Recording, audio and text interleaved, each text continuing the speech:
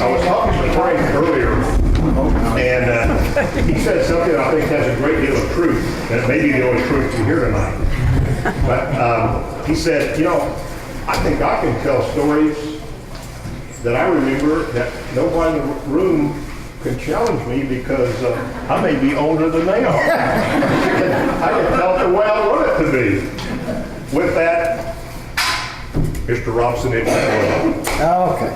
Hey, let me get over. I'm gonna stand up. Can everybody hear me? Is that too loud? Is that okay? Okay. Anyway, when they called me, they said they just wanted to have a memory lane, and I see Pat McPherson out here. She is going to keep me honest. It always takes a lady to keep you honest. She and I were in the same class together, and she was the smartest girl in the class. And she,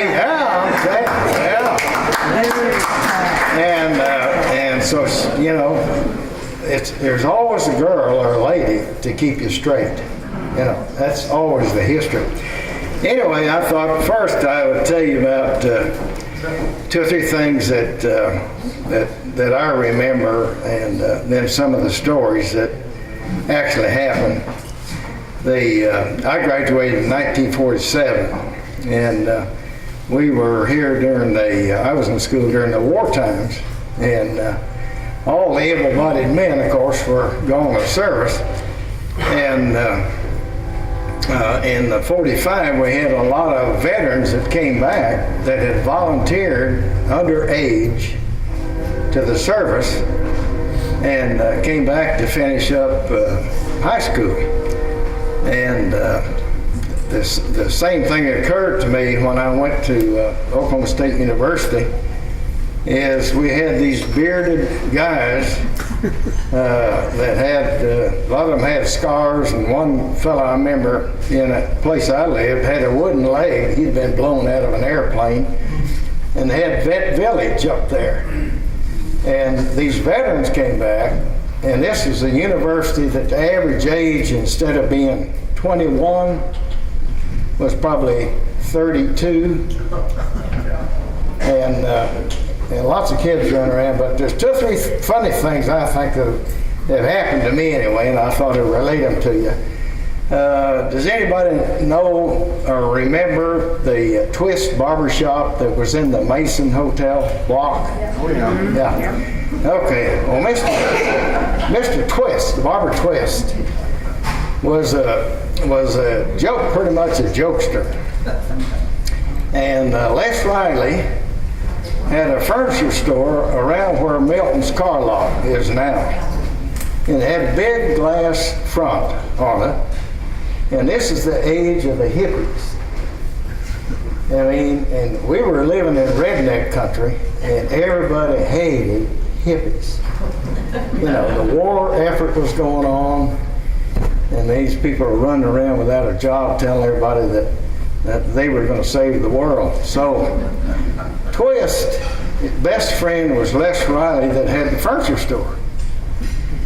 So Twist gets a beard, gets a hat, pulls it down here, puts dark glasses on, a complete disguise, a trench coat, and a pair of old boots.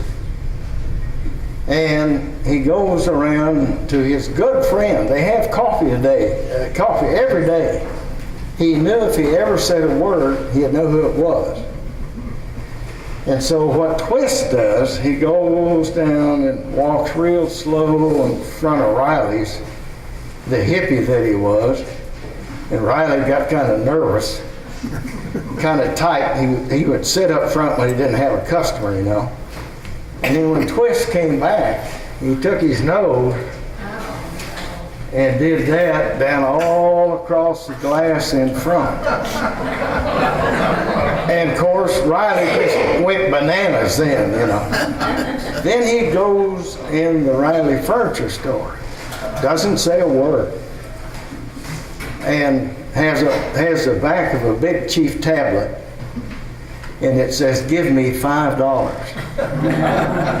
And Riley says, I'm going to shoot you, you hippie. Well, Twist knows he doesn't have a gun. They're good enough friends, he knows he doesn't have a gun. And so he runs back to supposedly get his gun, comes out with a golf club. And so he's running Twist around the store and hands him his card again, and he said, "Get out of here." And then Twist turns the card over and it says, "Screw you." And runs out the front door and goes over, and it was when Eisenhower was being elected. And he goes into the Republican women's place that they had rented there. And there's Ms. Pixley in there, and Ms. Dan Huser, and all Republican women in town. And so Twist does the same thing there. He walks in, and he just hands his card to Mrs. Dan Huser. And Ms. Dan Huser says, "We're not going to give you anything. Get out of here." And so he flips a card on her. And she, "Oh!" And he runs out the front door. And Earl Munson has a service station catacorner over here. And the hippie runs out the front door, goes up the alley behind his barbershop, takes off all the garb here, and is cutting hair. And Dave Faulkner comes in, or Tate Faulkner comes in, Dave Faulkner's dad, and he says, "Oh, you know what? There's big news here, big news." And Twist says, "What is it?" He said, "There's a damn hippie running around here." He said, "The hell you say?" You know. So, anyway, the second story I want to tell you about growing up here was Key used to have the shoe repair shop here in town. And it was up, the old timers up about where the Ben Franklin store was. Same had that head. And so they would trade things among the two of them. And one of them was always trying to get the best of the other one. And when they did, they couldn't, it just wasn't good enough. It just was super. So anyway, Twist had this real nice car that he had, old car that he had redone. Didn't have a scratch on, beautiful car. And so Glenn Key kept trying to buy it. And Twist was setting him up. No, I think too much of that car. My wife wouldn't let me do it.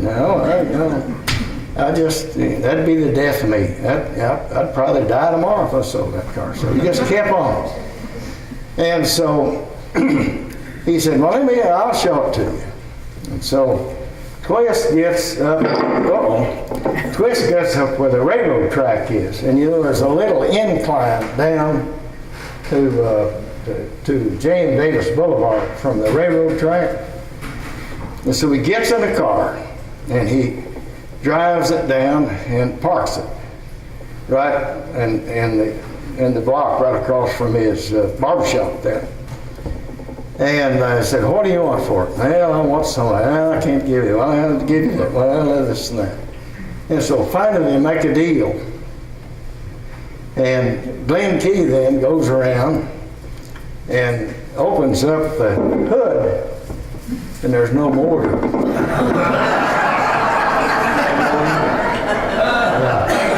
Now, there's one other story I want to tell you that happened here that is really a super deal. Dick Legate used to have Lee and the Gate grocery store here. It's where Archer's Cleaners was later. And the new restaurant we got in town, the Main Street Tavern, it would be right on the corner, right straight across the street there. So Dick Legate was the mayor of Claremore. And we generated, at that time, we generated our own electricity. We weren't on GRDA. And Dick Legate was a big trickster and just loved to pull a stunt on somebody. So they were going to go to Jonesboro, Arkansas.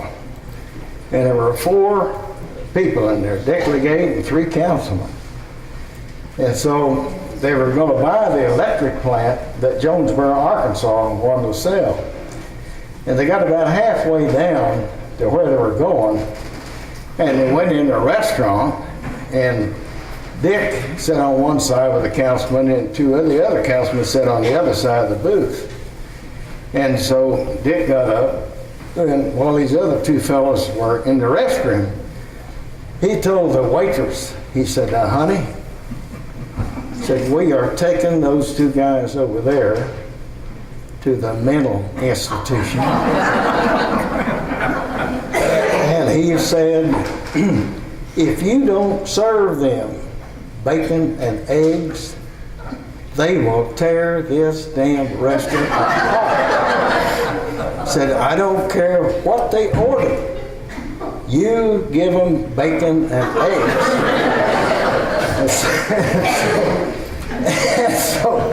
So of course he comes. They come back and they order something different than that, you know.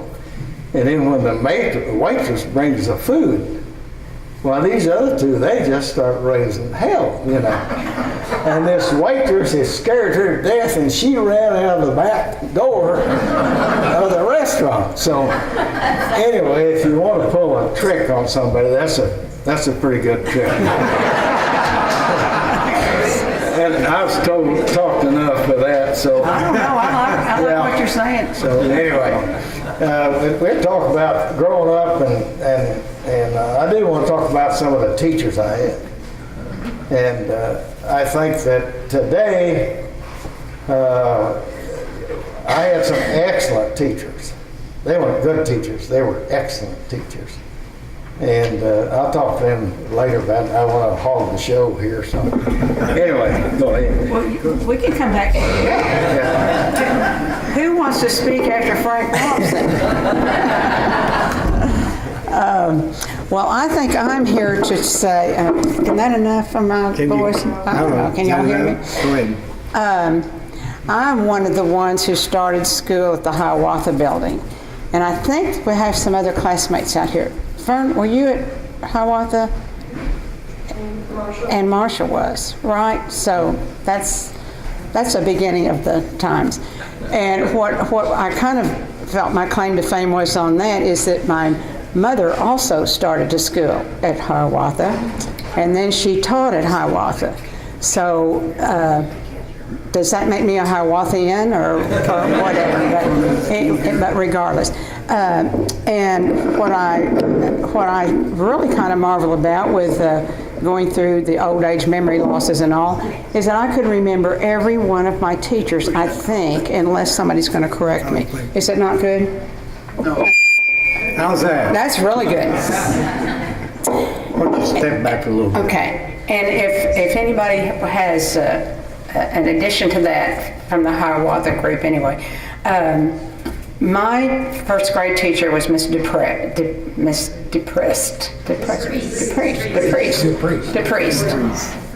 And she was wonderful. She would even let me sit on my lap if I needed to. And she was just a cozy, sweet, wonderful person. And I think Mrs. Iba was another first grade teacher. Is that maybe right? Okay. Jim Marshall says that's right. And okay, somebody else says. And then, along the way, then like second grade was Mrs. Who was it? Let me see. Got it written down. Oh, Miss Lowry. Yes, Mrs. Lowry, and then Mrs.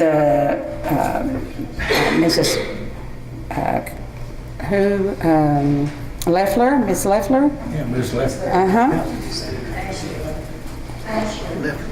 Who? Oh, Miss Ashley was. Yeah, she was also. Right. That's right. And then we had Miss Crudup, Miss Woodson. Now these are mine because some of them we had two classes for some of these going along. And then we had Mrs. Sutherland, and we had then we got into where we had maybe 3 teachers, where we had, and you might help me with this because I remembered Mrs. Spann, Mrs. Scott, Mrs. Chenoweth. And Mrs. Chenoweth had that right. And then there were a couple of others in that 7th and 8th grade. Ms. Lemons, okay. Okay. Anyway, we had wonderful teachers who acted like they really cared about us, and we cared about them. And I don't remember until we got a little higher up with Miss Gassett that we started talking about tough teachers. And then we knew where we'd come from. But anyway, I do think we had wonderful teachers in those years, and I think that they prepared us well for where we were going to go from here. But I just feel another thing I think about it is it was kind of like they all knew our parents. So maybe we tried to be good, or maybe they tried to be more help to us because they had some personal feelings about us. So we had wonderful experience in school, I think. And then we had the different superintendents. Well, we had principal of Mr. Denny, and he became a friend to all of us, I think, at that time. And Mr. Sprague was a fine superintendent that we had. And I just think that we grew up in one of the best eras that we could have. I don't know if I should go into all the naughty things that happened during our class. Go ahead. No, you want to be careful about that. But we have a lot of stories. Nobody ever really got in much trouble, but we did have a really close class, and our class of 54 is so close that we still meet once a month together in Claremore.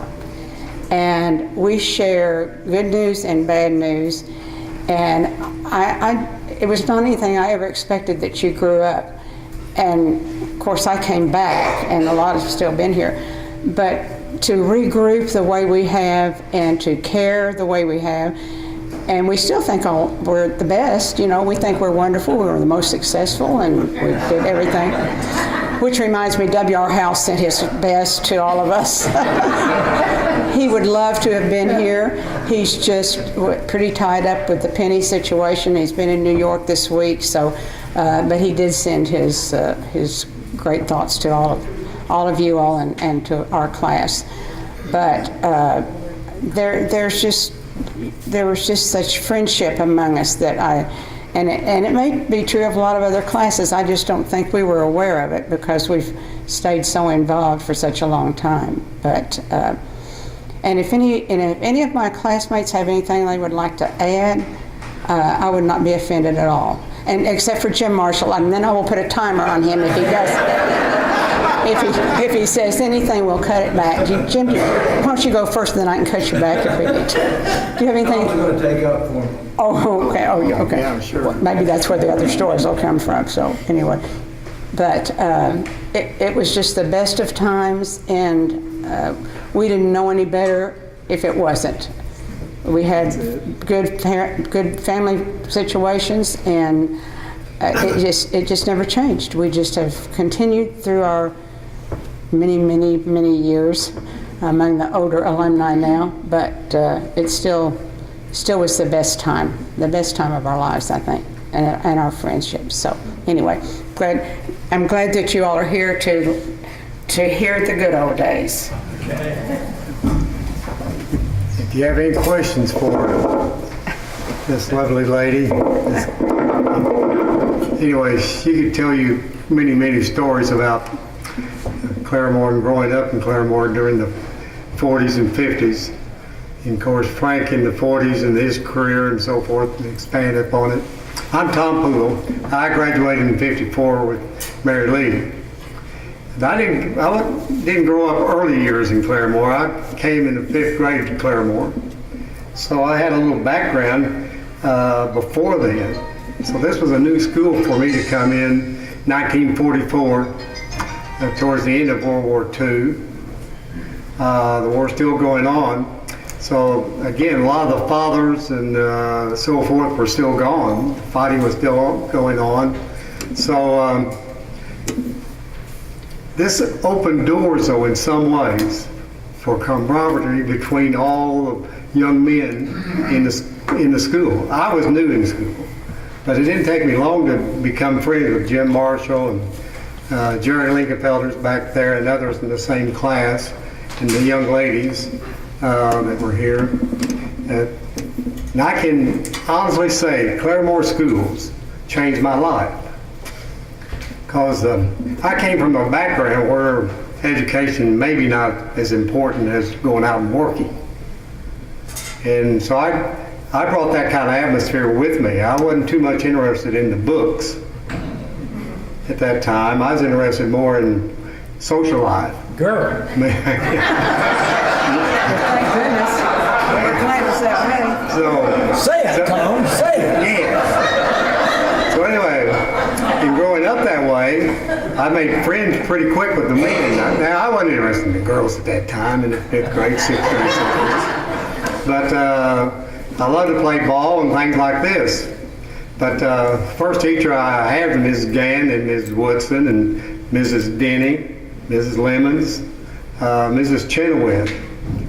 We called her back in that day when you got in trouble and she'd take you out in the hall, we called her machine gun because she real quick like this. So she'd get you straightened out pretty quick when you went back in. They did those things back in those days. And you know it didn't hurt us a whole lot? I think we were better for it.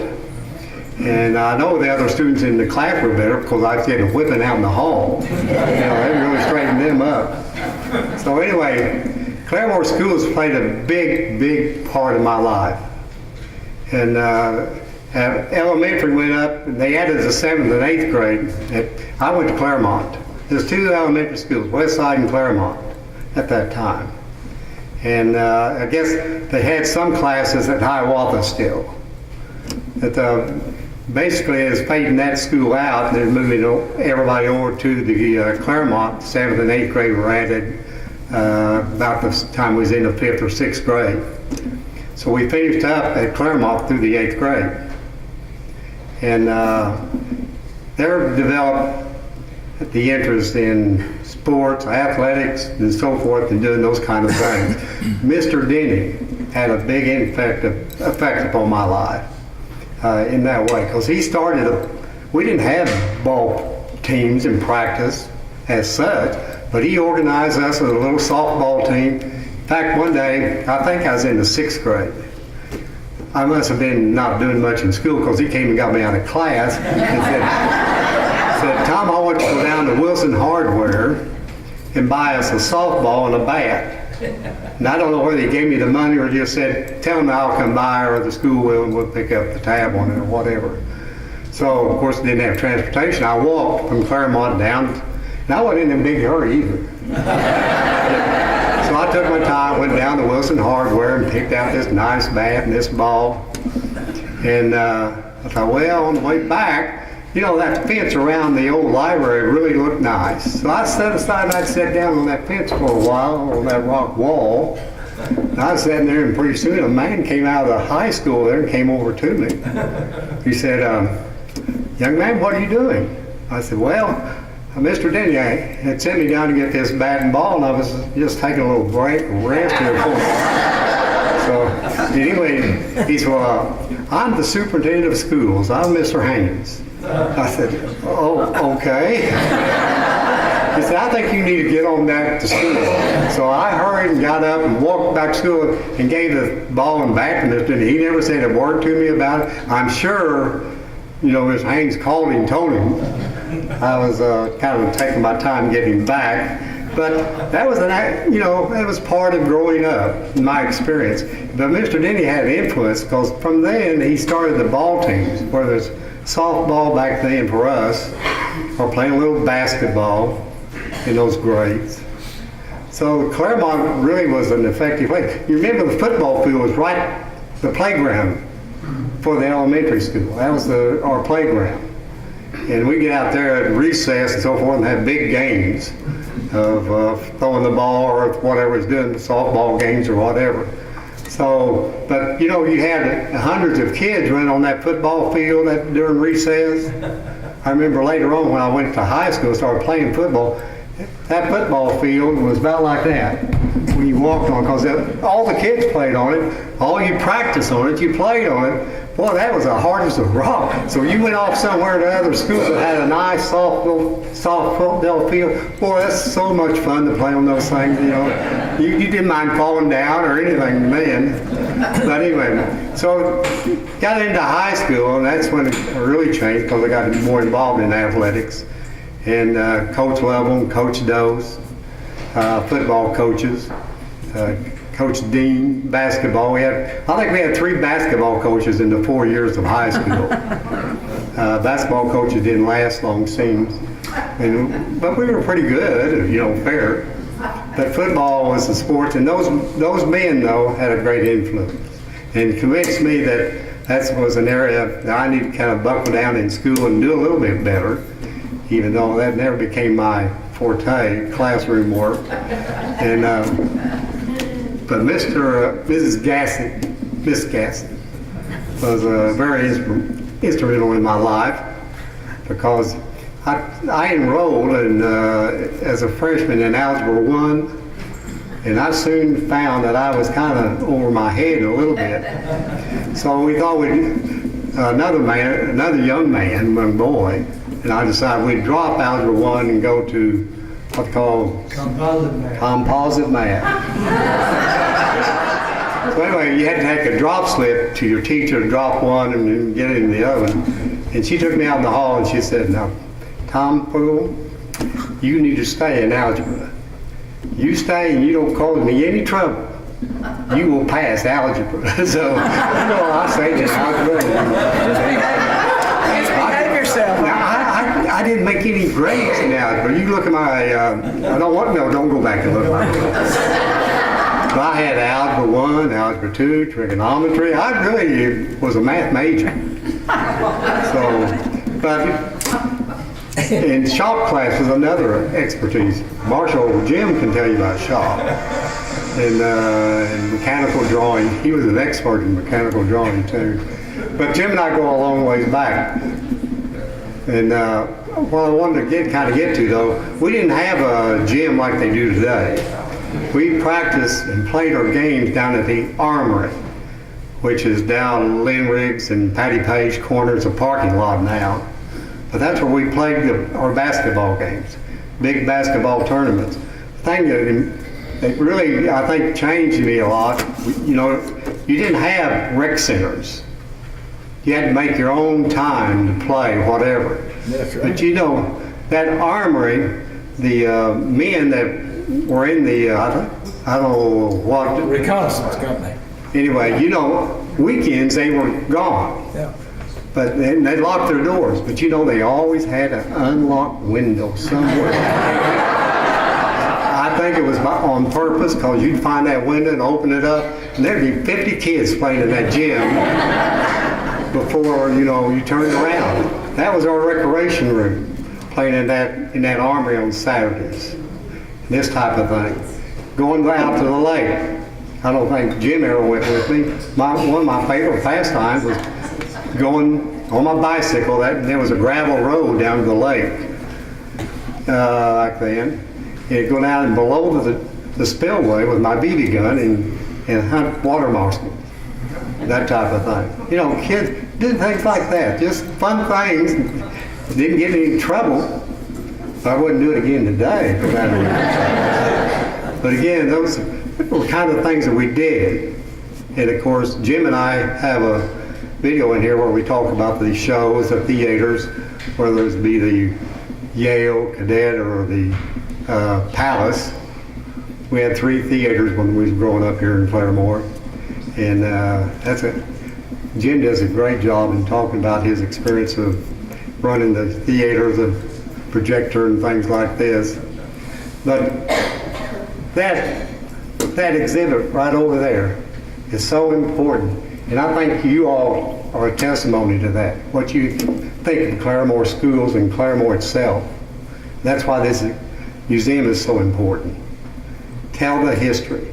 This is our genealogy in a sense. My wife loves genealogy. She works on that. She finds out too much about me. But But this is our genealogy. This is our bloodline. Regardless of how long you live here or what you do, you're part of it now. And that's what I tell the children that were here the other day, third grade. They're going to be part of our history. They looked at that wall, the Hall of Fame over there. They were just amazed and wanted to know who this was, who that was, so forth. And I said, I kind of expand upon them a little bit. I said, you know, you can be up there. That can be your future too. All you have to do is have a dream and put yourself to that dream. That's what it's all about. So this is dedicated to past, but to the future. So we just thank all of you for coming out, though. This is a great turnout.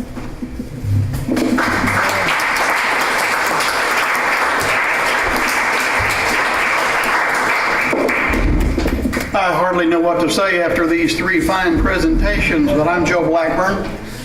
I was in the class of '57, much younger than these folks here. Thank you. Much younger.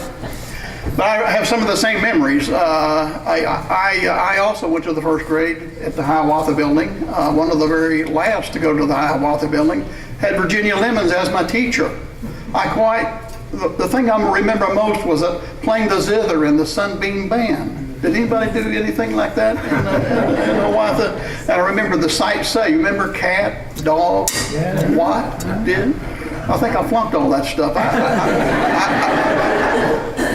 Claremore school system offered me a lot of opportunities, and I'm sorry to say that at that time I didn't avail any myself to those possibilities, because I was a little bit of a reluctant student initially, and I had to learn the hard way that, you know, the more you better learn how to think a little bit in this world, or you're not going to go very far. And so I had to practice up, but I did learn a lot of lessons in Claremore, and a lot of lessons that I learned from a lot of people sitting right out here, because a lot of teachers, a lot of things I learned from Frank. I got to work for Frank Robinson when I was in school, and you learn a lot of things in school, and you learn a lot of things in the environment you're in. And we are all so lucky to be in the environment of Claremore, because it was a loving, caring community. I'll never forget when we were juniors in high school, and we were out trying to sell advertising for the yearbook. And we were going to different businesses down Main Street trying to get them to buy an ad so we could have the yearbook. And a guy named Icky Blackburn, if you remember Icky, is that right? He was not kin to me. He's not a Blackburn from our family. But he came running up to me, he says, "What are you doing out of school? What are you doing out of school?" He was concerned that I wasn't in school, because he knew how important that is to be in school. And I thought that was a wonderful lesson. But it wasn't all school. I remember, y'all remember Perrier's Plunge? Did anybody ever go swimming there? Oh, yeah. The only place